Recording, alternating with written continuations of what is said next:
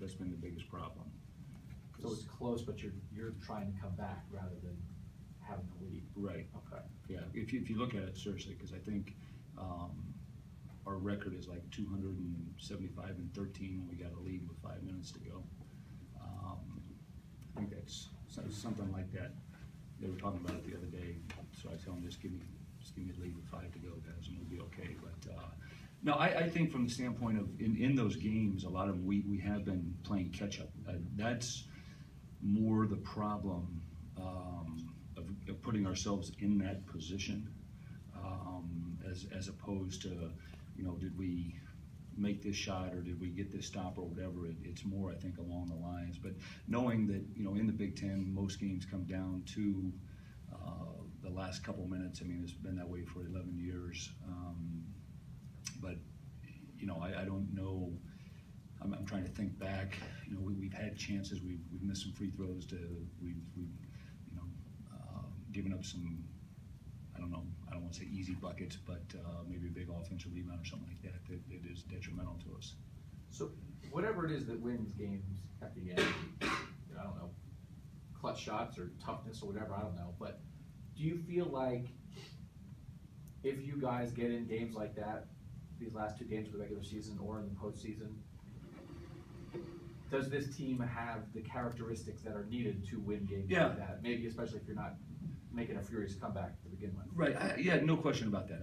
I think from the standpoint of number one, you've got a great player that can make plays, and a lot of times, I would venture to say that 7, maybe 8 out of 10 times, you take that final timeout and draw a play up, and it never goes the way you want it to go. You know what I'm saying? So somebody knocks a shot down.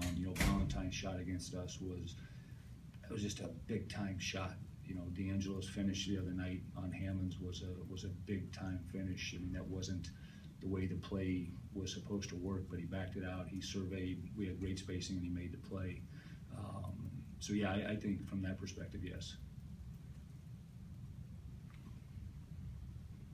On the subject of timeouts, a lot of discussion has been going on about things to change the game, shorten the shot clock, take away some timeouts. What are your thoughts on all of that? Widening the lane, changing the rules with blocks and charges. Do you have any response to that? I've always been an advocate of the shot clock going to 30 seconds. I think that I would love to see that, and I said that back when I first got here when we were playing Northwestern in Wisconsin, and I'm like, come on, I'm too impatient for this. But I think 30. I don't think college players are good enough to play with a 24-second shot clock, but I think 30 would be a great shot clock. The one that I've always said is I'd like to see them give the NBA 6 fouls, keep the best players on the floor, and you don't have to. Coaches are a little bit different, but you take a guy out when he gets his second foul in the first half, that sort of thing. What about if you didn't have 1 or 2 timeouts? What you're used to having, how much of a change would that be, as from a coaching standpoint? Yeah, I like to keep mine as long as I can, but I think people don't understand. They sometimes say you should call timeout here or there, but people don't know this. The NCAA gives away a fishing trip at the end of the year for the guy that has the most timeouts saved from the games, and I've been on that a couple times, so I really enjoy it. But no, I think the one that I don't want is the advancing the ball like the NBA. So I don't like